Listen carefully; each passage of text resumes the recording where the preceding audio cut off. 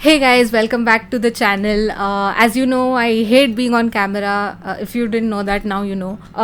But here we are today because I have finally hit 10,000 subscribers. And that is huge. I mean, I started this channel back in 2018 and I really didn't think it would take off at all. I thought I'll just give up at some point, but I found that I never wanted to because I had so much fun making these videos, and that has led me here today. And I'm so happy to be talking about this channel and about myself and answering some of your questions about me and my life, etc. So let's do this. So, can you tell me more about yourself and your channel's goal as well? So, about me, I'm a media professional. I work at an OTT platform, and that's pretty much all I'm going to tell you. Basically, I started this channel when I realized back in 2018 that there weren't a lot of film appreciation channels about Indian cinema or studying Indian cinema. A few good ones are obviously there's Tripping on Cinema. If you guys haven't checked him out, please do. He's doing some great work. Then there's Cinema Beyond Entertainment. So beyond that, I really didn't find a lot of channels back then. And I thought, since there is a dearth of content in this field, and mind you, YouTube is completely overcrowded for all kinds of content, whether it's makeup, whether it's cooking, anything at all. So I thought that this was probably a great thing to start off with.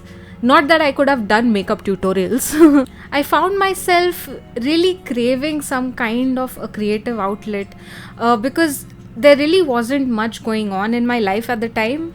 And I have never had a social life. I still don't really. Yeah. How do you deal with hate comments if you get any? Of course, I get a lot.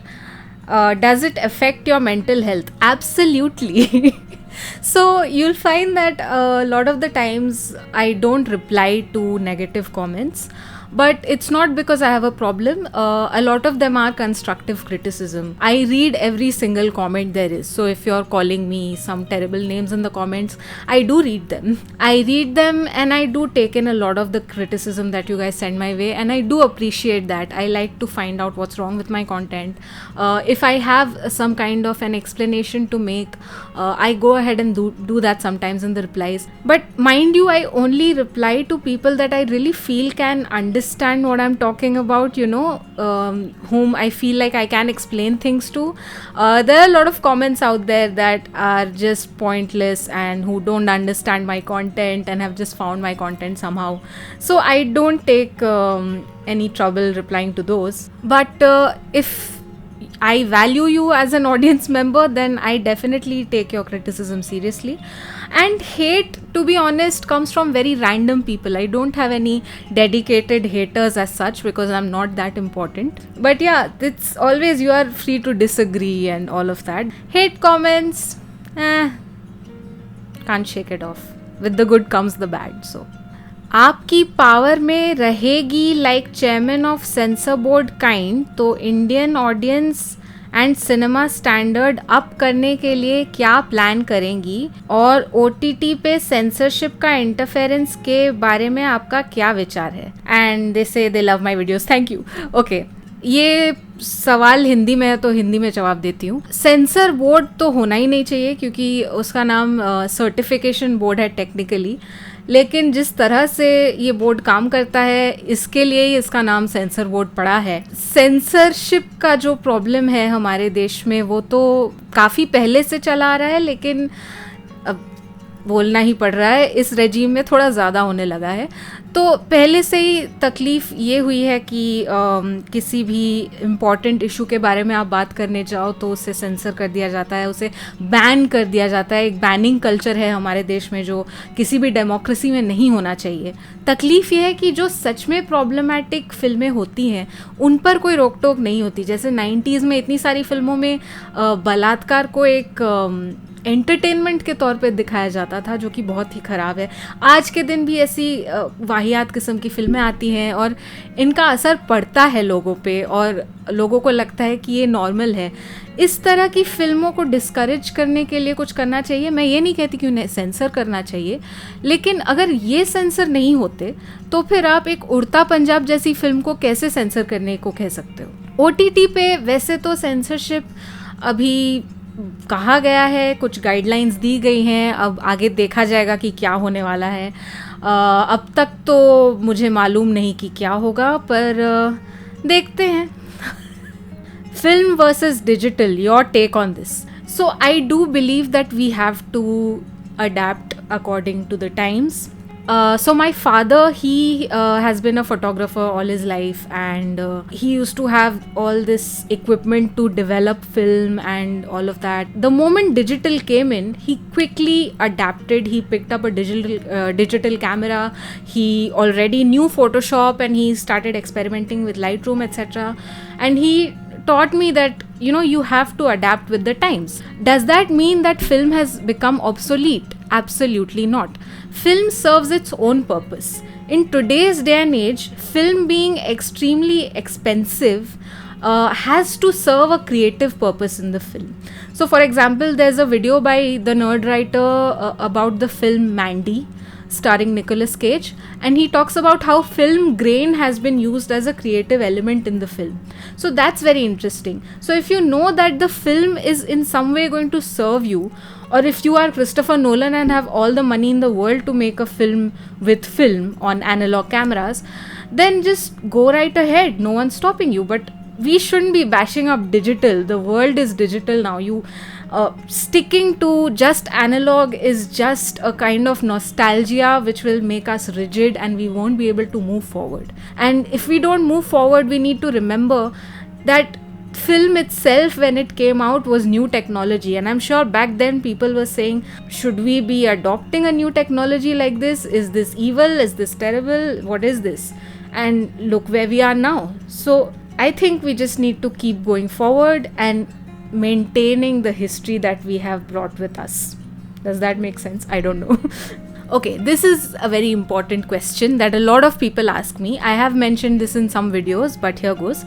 How are you able to put clips from the movies in your videos? Don't they get copyright claims? Absolutely. If you go to my Instagram, and I would really request anyone here who has Instagram to please go check out my Instagram. The links are always in my description. So this never felt like a huge problem earlier, because I had noticed that even when a video got blocked, I could just file in a dispute and it would get unblocked. But these days what happens is that videos that get blocked often don't get unblocked. There are at least 3 videos. One was about Manoj Bajpayee in Aligarh. One was about theatre and Indian cinema with reference to a scene from Mehuna, which would have done so well on YouTube. I'm so sad it's gone.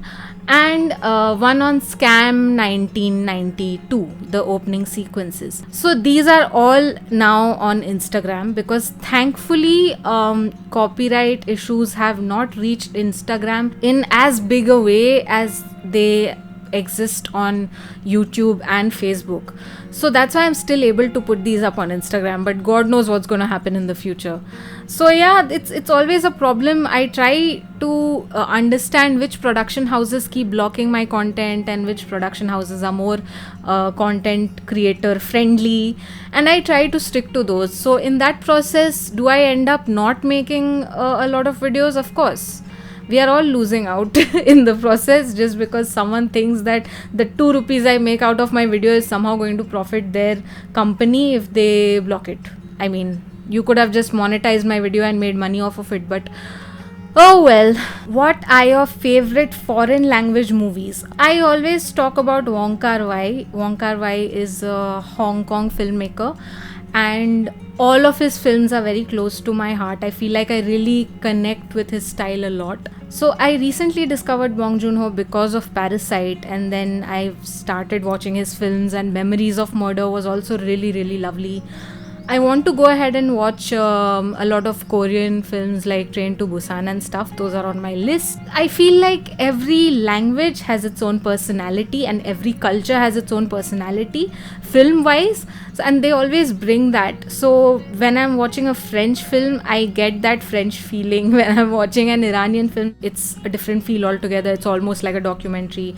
And these are all stylistic choices that filmmakers from different countries have, but also the culture of the country always influences the film itself. So I think every country and every language has so much to offer that I can't pick and choose any separate films as such. But yeah, these are some of my favorites. And of course, there's Shoplifters, a Japanese film. Definitely check it out. What movie would you watch on a cloudy, rainy day? That's a great question.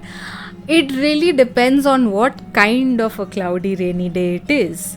If it's a happy, inspiring, creative, cloudy, rainy day, then I would like to watch something that's a little artsy-fartsy, a little indie, a little rom-com-ish, but more like coming of age, but like something like that. Or it could be like a Ritu Porno Ghosh film. I think rains and clouds and all of this creating an inspiring environment really reminds me of Ritu Porno Ghosh's films. Honestly, I just end up watching a lot of shows. I am watching so many shows at once all the time. I'm probably going to end up watching a show on a cloudy day so that I don't have to get out of bed. Who is your all-time favorite film director?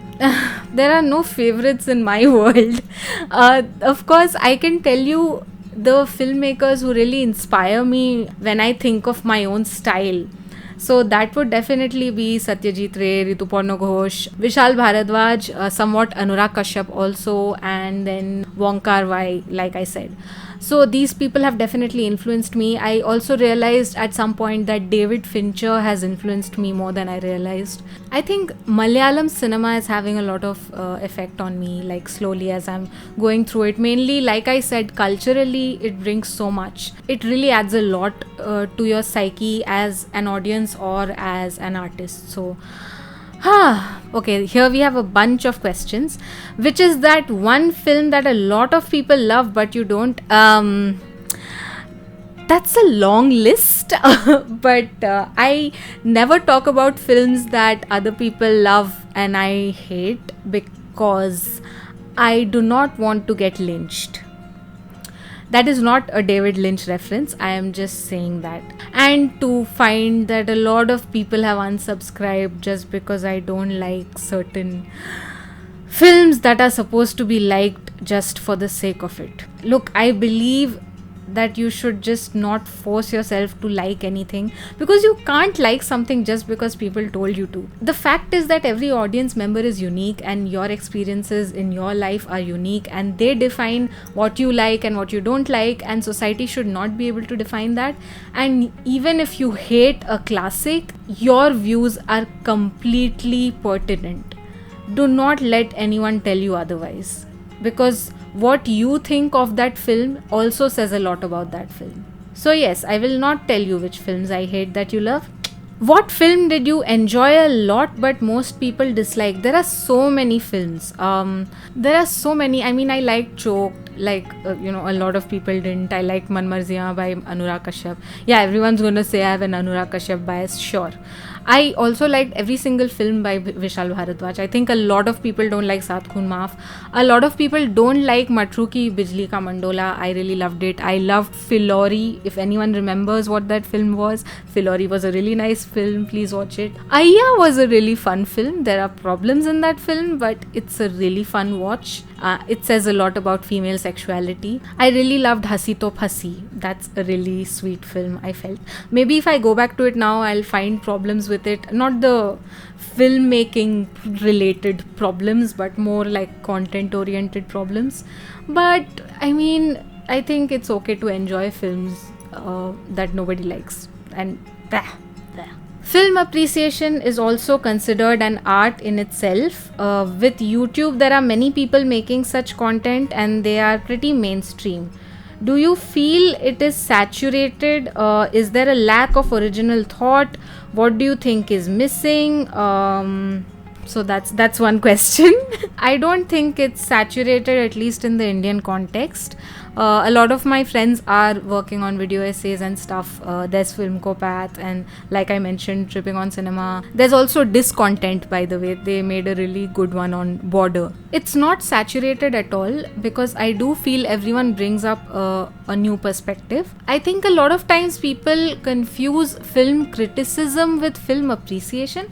I mean, there's not much of a difference, but the thing is, when I'm indulging myself in the appreciation of a film, I'm trying to break down what makes it good, or not just good, what makes it problematic also. I'm trying to study the film, really. At least that's how I look at it. So yes, there are a lot of film critics out there, and I don't know if they're oversaturated because I don't follow film critics. But film appreciation really needs to grow as a field of study in this country, for sure. What inspires you the most to try and look at art the way you do? Do you ever feel as if you're watching a film for the sake of noting its mere details and making a presentable perspective out of it? Or you just pick a film, go with the flow, and in the process, all those little nuances strike your beautiful mind? Oh, I'm curious and enamored by your sense of elucidation. Stop. You think I'm a lot more educated than I actually am. I love that. What inspires me to try and look at art? Mainly, I would say my professors from college, and then in film school, I studied film appreciation for the first time in college, and that really opened my mind. Also, studying advertising and subliminal advertising back in college also helped me understand that nothing is as it seems. Everything has a deeper meaning in this world, whether it's the media or ads or films. Everything has a point to it which the common people are not seeing. When I studied filmmaking, eventually I learned a lot more about filmmaking and the film appreciation aspect, and how every single thing in a frame is placed to make a frame beautiful. So slowly I also found out from my professors again that film is mainly inspired by paintings, and so I was also interested in painting and art, and I went into those and I looked at those and all of that. So really what inspires me is everything that I have learned so far from different people, not so much from textbooks, but studying articles, research papers, films, etc. Yeah, sometimes I do feel like I'm watching a film and noting its details and not really enjoying it, but then I stop myself and I enjoy it. Usually what happens is, when I'm not liking a film, I try to make excuses for it because I want to give that film a chance. So I'm going like, oh, maybe this means that, maybe this means this, just because I don't like the film, and I'm trying to convince myself that maybe there is a point to the film. But by the end, when I realize that no, it was just a bad film, I'm like, ah! I don't think the entertainment aspect of a film is ever lost on me. And often when I'm just watching, maybe not even paying attention to my thoughts, and just random ideas come to me, immediately I note them down in a list that I have called YouTube ideas. That's pretty much all. Were you ever associated with any Indian film? Which genre of films is your favorite? No, I have never been associated with an Indian film, but I have been associated with a lot of web series. I'm not going to tell you which ones. I don't have a favorite genre of films. I find that depending on what phase of life I am in, that's the genre that I keep watching. Like right now, since the beginning of this year, I've been in a horror mood. So I've been watching a lot of horror and a lot of thrillers, which is funny because I'm in a very good mood. I'm doing great. So somehow my taste in films is completely counteracting that. And usually when I'm sad and I'm upset, I want to watch something feel good, something that's coming of age, chick flicks, romance, etc. So it really depends what my mood is, and when something new comes out, I try and watch it then. But usually if I'm not in the mood, I just don't watch things, and then people keep asking me if I watch them or not, and like I have no answer. Like I haven't watched it. I'm sorry. I'll get to it. Would you like to collab with some other creators? I do already collab with a lot of other creators, and the ones I already mentioned, Filmkopath, This Content, there's Nona Prince. There are so many different creators. Even on Instagram, I have collaborated with a lot of people. So yeah, I'm always open to collaborations. This is an interesting question. Why do some filmmakers intentionally make films in black and white? So when you're going for a black and white look, it can have a lot to do with what you're trying to show in the film. So for example, if Mank, that came out last year, it was made in black and white because it was talking about a black and white era of filmmaking. It was about the making or the writing process of Citizen Kane, which is a huge classic. So it is also trying to recreate a lot of the Orson Welles style. So that's why you get that black and white film. It just makes sense in that case. And something like a Malcolm and Marie, where they're basically saying that these are two people, there's dichotomy, what we want to focus on are these two, so there are two colors, black and white, so it makes sense. So it can be a lot of reasons why someone goes for black and white. It depends entirely on the filmmaker.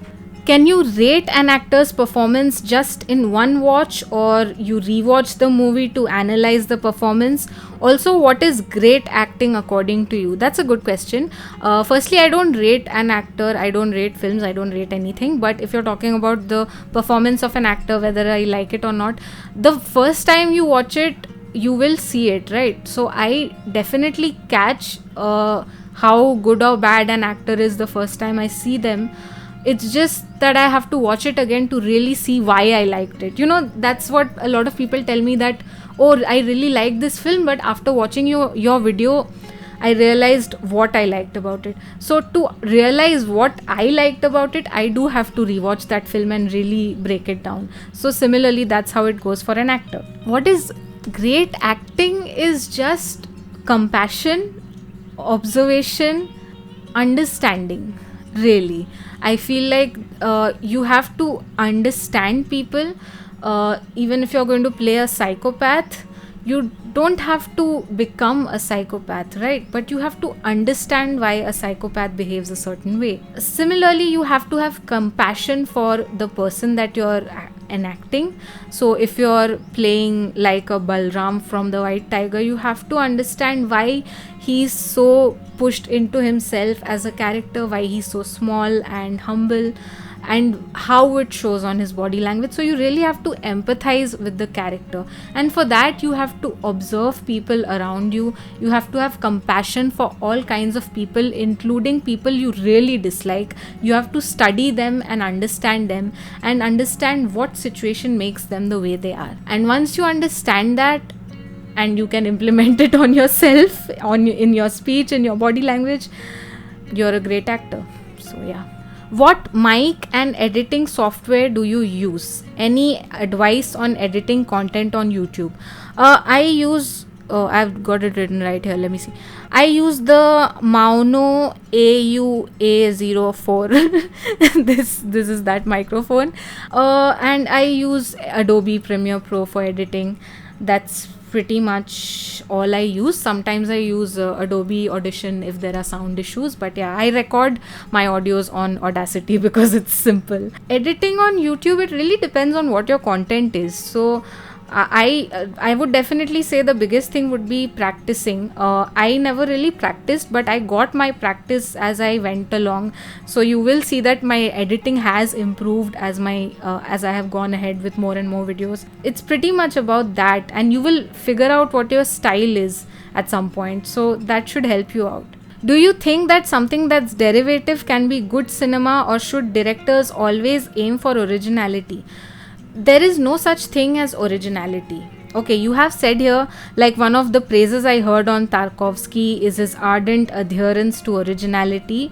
So do you think that in being original you become inaccessible to the audience? I don't think there is any such thing as originality. Every work of art is derivative. Even when the first cave painting was made, it was derived from nature. We have always made something out of something else. It's just a person's unique perspective that is brought to the table, which will tell you something that you knew but you had to understand otherwise in some other way. Being original doesn't make you inaccessible to an audience.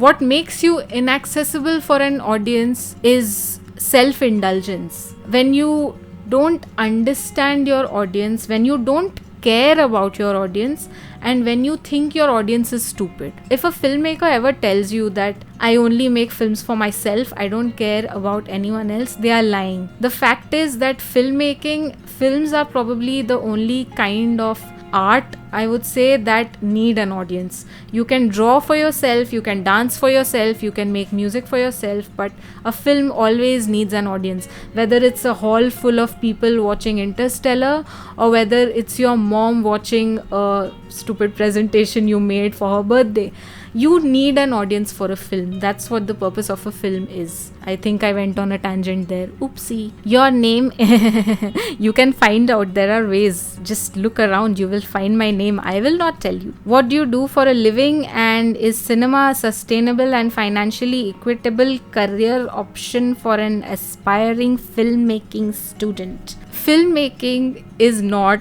a career opportunity. Filmmaking is something you have to do because you have to do it, or you shouldn't do it. Look, I'm not saying that you shouldn't have a career. You should. Money is important, absolutely. I mean, if you're coming here for money, it's not a good place, especially in the current climate where there are really not many jobs, etc. But it can be made sustainable depending on how you go about it. If you start working on it from an early stage, and if you have something as a backup, if you have financial backing, if you have a job outside of your filmmaking career, I don't know, you have to find sustainability for yourself. I found my own way. Others have found their own ways. My friends from back in college have their own ways.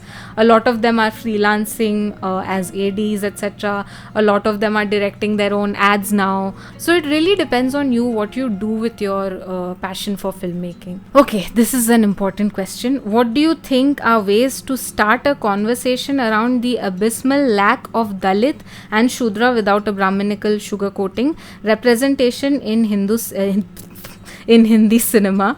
The entire nepotism debate last year was hijacked by and people have since refrained from talking about the industry. Okay, so let's answer that one first. In the past few years, I have understood how the mainstream is completely devoid of Bahujan and Dalit voices, and also Adivasi voices for that matter. So that is something that I've really been talking about and reading about all over the place. But the issue is that it will not get addressed unless the filmmakers and actors themselves understand this.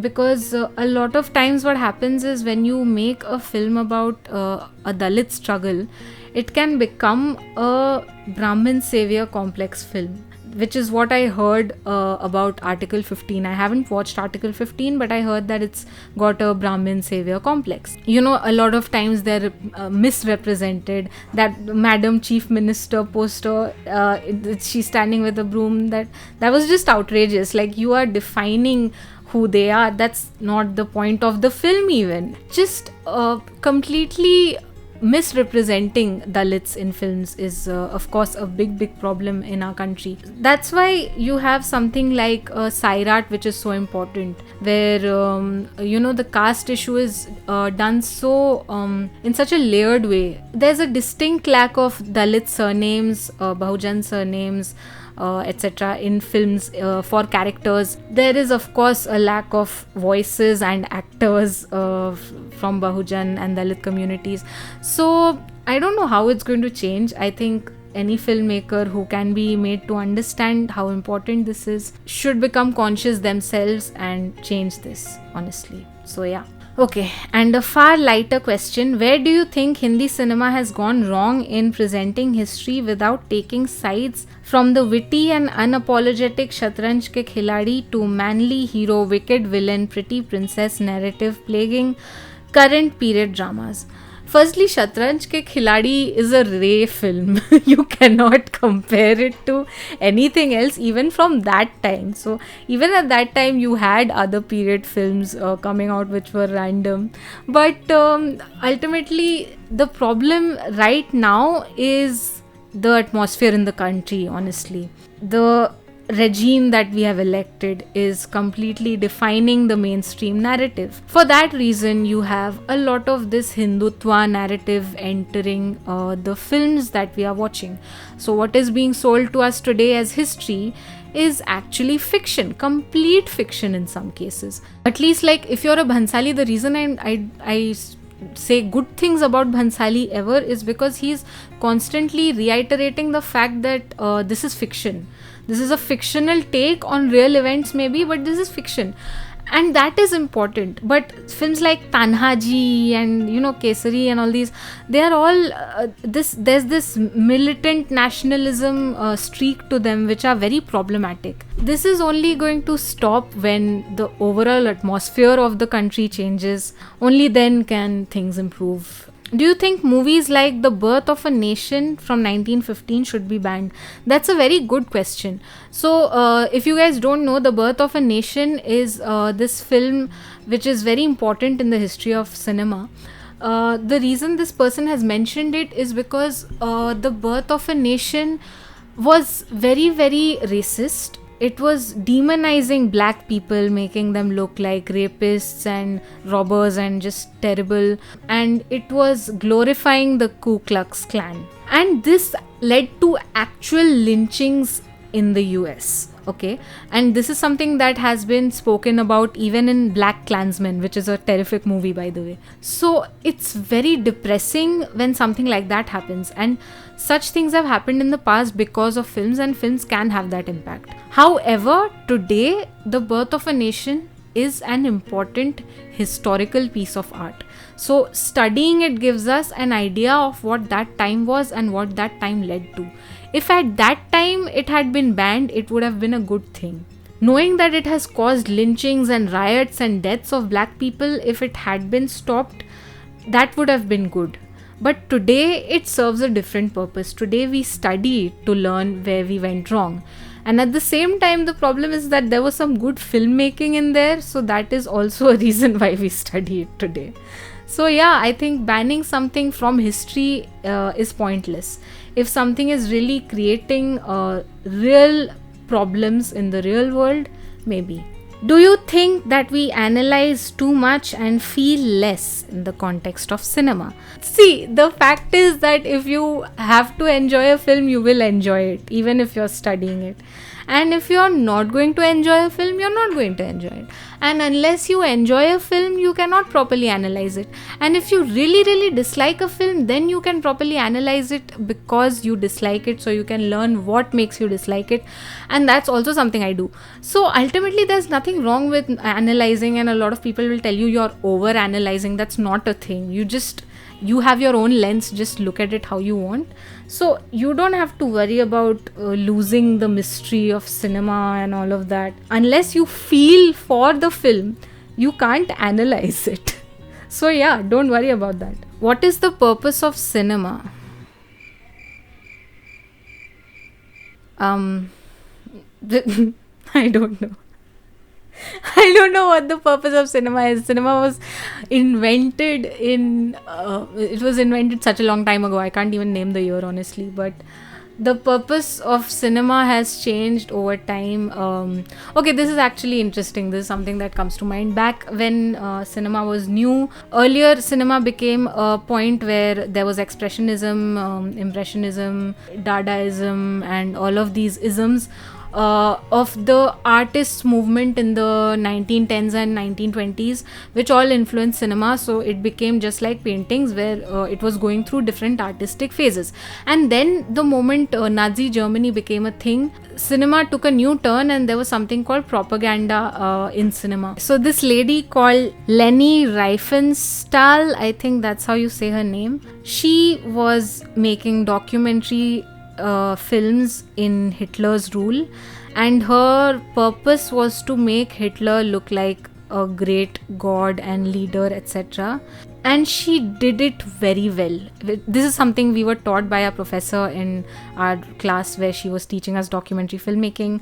Leni Riefenstahl's films actually went on to influence The Lion King and so many other scenes that we have seen over and over again, the manner in which a dictator is shown, it's brilliant. But she is not talked about as a filmmaking great because she was making films for Hitler.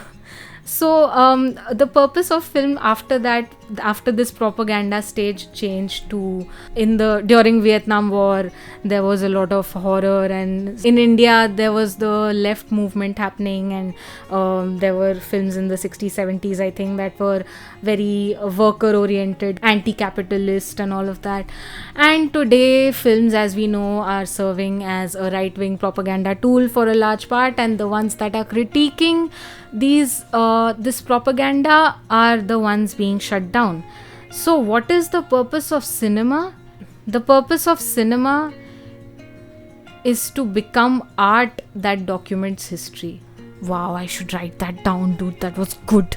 What is the art of observing subtleties? Do you watch a film over and over again just to pick out the facts? Can someone learn it? Yes, I have learned it. So anyone can learn it. You can learn it from books. You can learn it from YouTube videos. Follow video essay channels like Nerdwriter, Lessons from a Screenplay, Every Frame a Painting, The Take by Screen Prism, Art Assignment, Now You See It, etc, etc, etc. So yeah, it's literally something that you have to learn by studying paintings and by reading scripts and by watching films. And the most important part of it is to understand your context, the context that the film is made in, the context of the audience that watches it, and your own context. From what biases are you viewing the film? Always know that. You don't have to change your biases or prejudices. You just have to know that you have these biases so that you can read a film correctly. How did you deal with those people जो कहते हैं कि फिल्मों में time waste मत करो, क्या रखा है इसमें, and continue to watch films? I never met these people because I never told anyone for a long time that filmmaking is what I care about. I decided to go public with it when I went to filmmaking school, film school. After that point, I don't think there was anyone coming up to me and telling me that there's anything wrong with this, because I was surrounded by people who wanted the same things. And thankfully, fortunately, I come from a family where we are encouraged to follow our passions. So there's no reason to listen to anyone. I mean, people will never understand that we are doing something that will save us when we are creating art, and they will keep on feeding themselves and going after roti kapda aur makan, which are very important. पर रोटी कपड़ा और मकान क्यों है, जिंदगी क्यों है, ये पूछना भी बहुत ज़रूरी है. How to write a good film story? Write a story that you know, that you care about, that means something to you. That's all. Will you ever in the coming future teach films? Because I would love to join that class. I mean, I am not educated enough to teach a film class, honestly. These videos are all my own ideas, but I mean, if I get a chance, I think it would be really exciting to teach. It's something that I find very interesting, to have a room full of people listening to you and you can just talk for hours. As you can tell, I really love doing that. So yeah, definitely. How did you get interested in cinema? I have been watching films with my father since I was a child. We never went to the theatre. My dad just used to bring DVDs and VCDs of questionable origin to the house. You know, those CDs with 3 films, 5 in 1, 7 in 1, 10 in 1. So I was always interested in cinema. I just never realized how much I was interested till I went to college, when I realized that I could study this and this is what I really want to do in life. So yeah. What are your parameters for judging a film good or bad, recommended and not recommended? In short, what makes a film good? What makes a film good is what you feel about it. That's all. If I like a film, I make an essay about it. If I like it that much and if I see there's something worth studying in that film, I make an essay about it. If you like a film and your mom asks you if she should watch it, you know whether or not she might like that film because you know her preferences. So that depending on who you are, I would recommend or not recommend films. It's as simple. How do you edit your videos? What are some parameters to keep in mind while editing YouTube videos, and how is it different from editing in films? I personally try to edit my videos the way I would edit a film. Of course, there are a lot of limitations on YouTube. I try to keep them crisp. I try not to talk as much as I'm talking right now. I try to make sure that I'm not losing the audience, and I always make sure that the visual is as related to the speech as possible. That's pretty much all I try to look out for. But there's also editing style, which I might make a video about editing soon, a video essay about a scene, if at all. Let's see if that happens. How does one appreciate good cinema in the context of being able to analyze a film like critics or film analysts do? PS, really love your work. Thank you. You shouldn't worry about whether or not you fully understood a film. Of course, if you're interested in studying film, then I would recommend that you start studying film. Read books on filmmaking, etc. Film appreciation, scripts. Reading scripts can be very helpful. Books, newspapers, all of that, very important. And anyone who's telling you that it can be learned only by learning filmmaking is lying, because you have to learn about the world. You have to know a little bit of sociology, you have to know a little bit of psychology, a little bit of history, a little bit of geography.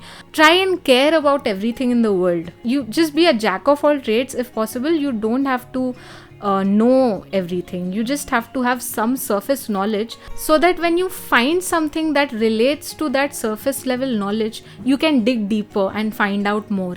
And that's how you become smarter, and that's how you can appreciate films also. So the only question that I ask people not to ask me, because I keep getting that, is where I studied. I did my bachelor's in mass media from Xavier's Mumbai, and then I went on to Xavier Institute of Communications in Mumbai itself. And between those two, I worked at Tinkle magazine, and now I am working at an OTT platform. That's all there is. I think that's all the questions. I went through so many. I don't know how I'm going to edit this video. Oh my god. But thank you so much for sticking around. If you're still listening, more videos are coming up soon. So if you like this Q&A, please leave a thumbs up, and please comment and tell me how much you disliked my answers, or if you agreed with my answers. Please give me validation in the comment section. Please give me more validation by clicking on my social media links in the description and following me. Support me on Patreon. And I will see you next time.